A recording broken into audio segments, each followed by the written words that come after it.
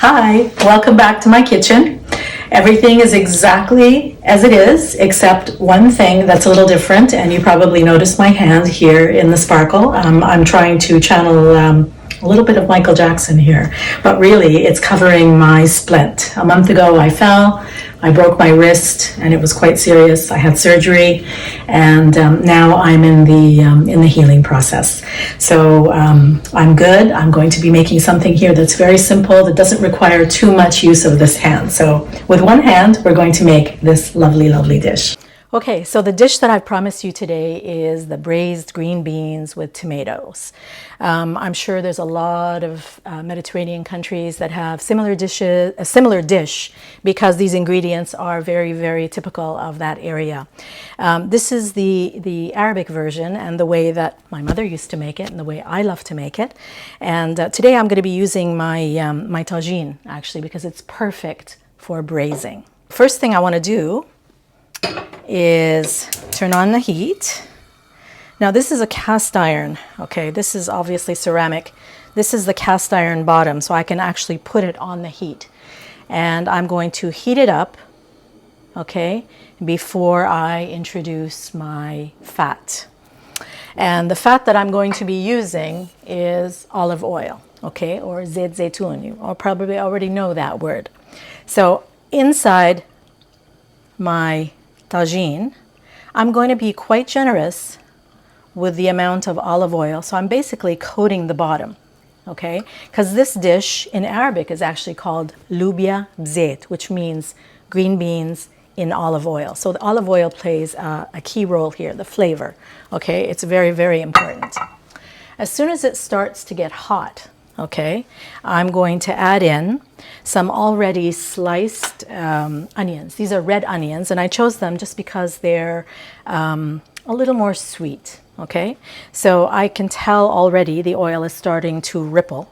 I'm going to add in my onions, okay, right there, and just stirring a little bit. Basically, what I'm trying to do here is fry the onions, not to make them brown, but rather I just want them to become translucent, okay? And then I add in the garlic. Now, this looks like a copious amount of garlic, and it is.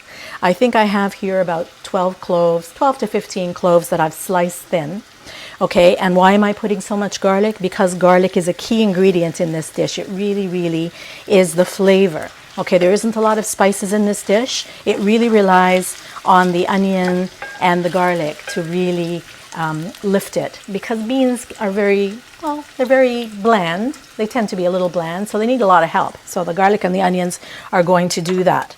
And then what I like to add as well on top of the garlic and onion, I also have a few cloves of garlic, more garlic, that I haven't peeled. So these are whole garlics, okay? So I'm just gonna throw them in as is. And what's gonna happen is when these are going to cook, okay, I put about 5, they're going to cook inside the braising liquid. And the garlic actually becomes almost, well, it becomes sweet. It's like a nugget of sweetness, and it's going to be nestled inside the green beans and the tomatoes that are going to be in here.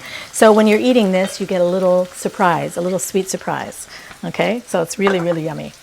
All right, so I'm just going to stir this away and just keep moving it around. Okay, it's not on excessively high heat. It's pretty much on medium.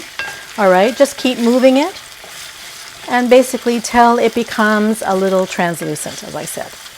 So as you can see, if you come up close, just to see the onions are starting to soften. And I know you can't smell it, but you can imagine. I mean, your nose is going to give you also a clue. The glorious smell of garlic and onions frying in olive oil is like nothing else. So that aroma tells me that it's ready for the next ingredient. And that next ingredient is really the star ingredient, okay? And these are my green beans.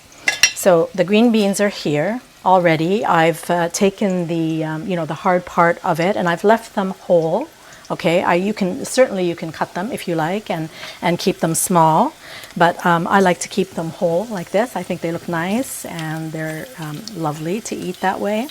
All right, so I'm going to add in all my green beans all at once, completely, and then just move them around, trying to allow them to get part of the heat as well. I'm going to turn down the heat a little bit because I don't want my onions to brown, remember.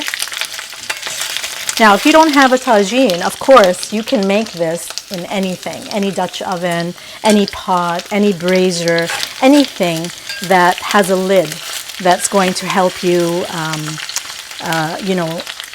trap the liquids and trap the heat so that the beans will cook slowly. So I just happen to have this, but of course you can use anything. Okay, so I'm gonna let this just saute with the onions a little bit, and you'll also notice that when the green beans hit the heat, they start to turn more green. They become more vibrant. So they go through different stages here, of course. Now we're going to lose that vibrancy eventually because braising is going to take that away, but that's okay because you're going to be left with this beautiful, smooth, creamy green bean at the end. After about 5 minutes, I'm just going to move my green beans to the side. And then what I like to add at this point is a little bit of tomato paste, okay? Now, you don't have to put tomato paste, but tomato paste just gives it a little bit of thickness and a little bit of substance, okay? And sometimes it just helps the tomatoes if they're not really, really flavorful. This gives just a little more depth, okay? So what I'm doing is I'm sauteing you can see here the tomato paste just in one area here in the corner, and basically I'm trying to cook off the rawness of it because this is not cooked tomatoes, they're actually dried and they're still raw, okay, when they turn them into paste. They just take all the liquid from it, so it's that's why it's a paste, it's dry. So this way you're cooking out the rawness, okay? And as soon as you can tell also by the smell, about 2-3 minutes of that, then incorporate everything again together, bringing the beans in. Now I like to add a little bit of heat, and this is totally optional. You don't have to do this, but I have here 2 Thai chilies, very hot chilies, okay? And these happen to be dry. I actually dry them myself. And this is just to give it a little kick. You don't have to. You can leave it out. Or if you don't have this, you could just put some of those little, those little chili flakes or cayenne pepper. Just put them in, and it just adds a nice little kick. All right. So now, before I introduce the rest of the ingredients, I let my beans actually cook or get a head start cooking. And I'm going to actually take the lid and cover them and allow the steam to start working and start cooking the beans. So after about 5 minutes, let's check this out. All right, if you come up closer, you can see the beans are starting to cook, and you see the vibrancy of the green beans already just because of the heat, okay? And now it's ready for the rest of the ingredients, okay? Now I said the star ingredient is the green beans, but also the second star is the tomatoes. Now I've already sliced here, actually somebody sliced it for me, the tomatoes. These are cherry tomatoes that I've just sliced in half. You don't have to use cherry tomatoes. You can just use regular tomatoes and just chop them coarsely. And you could also peel them and get rid of the peel and just put the meat of the tomato.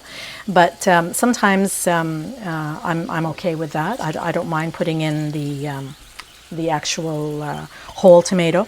So again, it looks like a lot of tomatoes, but it is because I'm not adding any kind of stock or water or any other liquid to this. So basically I'm going to be braising these green beans in their juices. So the water that's going to come naturally from the beans, from the tomatoes, are all going to stew together and cook and become even more intense and more delicious. We have to season. So I have my meleh, or salt, of course, which is probably the most important seasoning here. So I'm just going to sprinkle in the salt. and then filfil, which is black pepper.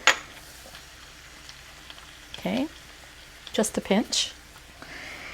And then one spice is the only spice that I like to add to this, and actually my mother used to add this, and it's cinnamon.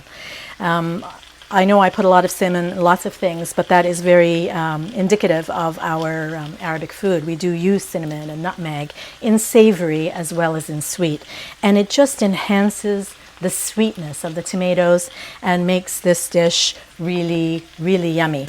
I like to say it has a little bit of a little je ne sais quoi. We're not sure what it is.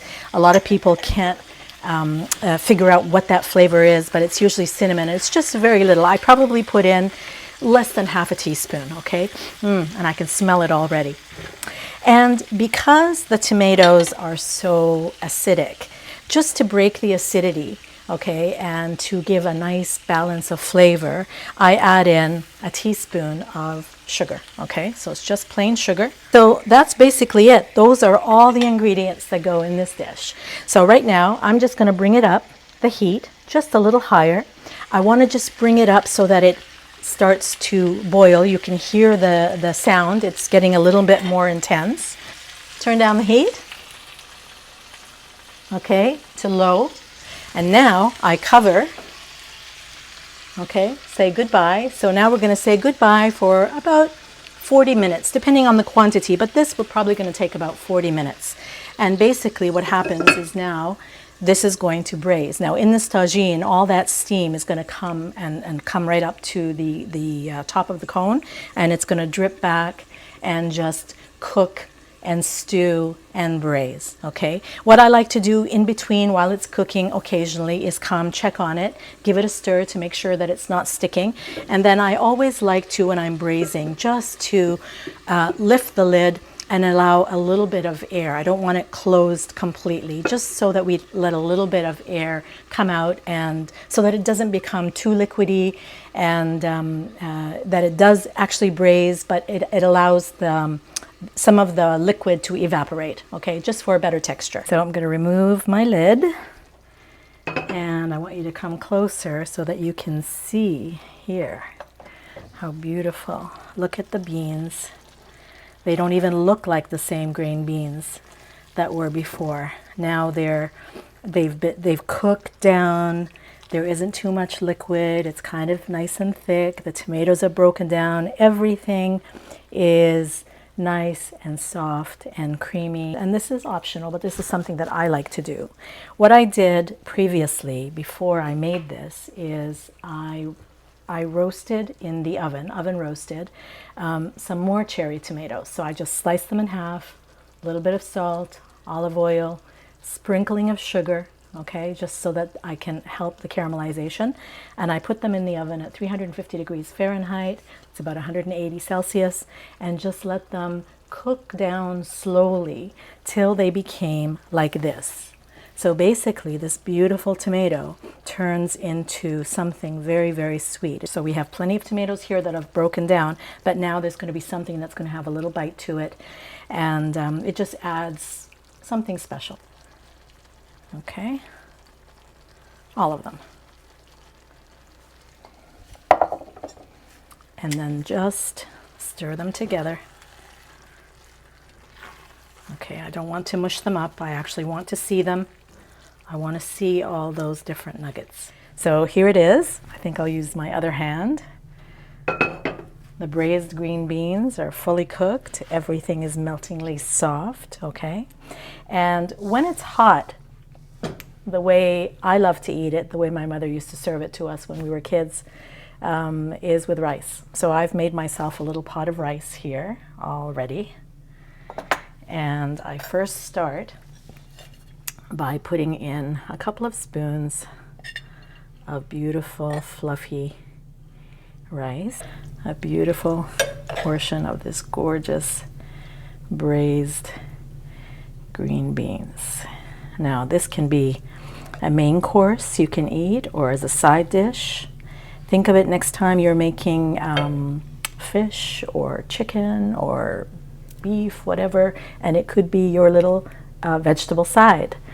Now what I also like to add to it is some garlic. All that garlic that I put in there before, well, this is even more garlic, but it's a little different. I actually sliced the garlic really, really thin, and I fried it in a little bit of clarified butter. So it's turned these garlic into little chips. Do you hear that crunch? So it's garlic chips. So basically what this gives my as garnish for this is just a little bit of a crunch, and it has the garlicky flavor, of course. So I just sprinkle that on top. Here we go.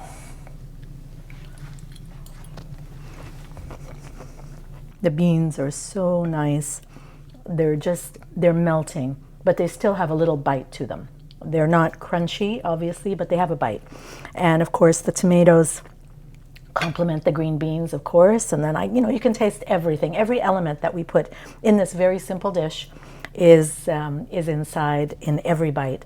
And of course, the rice is just perfect because it soaks up all the excess liquid, and you basically get a mouthful that is quite divine. This is actually room temperature. You could eat it cold or at room temperature. It even tastes better the next day. So after you've made this, you put away what's left over in the fridge. The next day, take it out. You can have it for breakfast, for lunch, and it's always part of a mezze spread.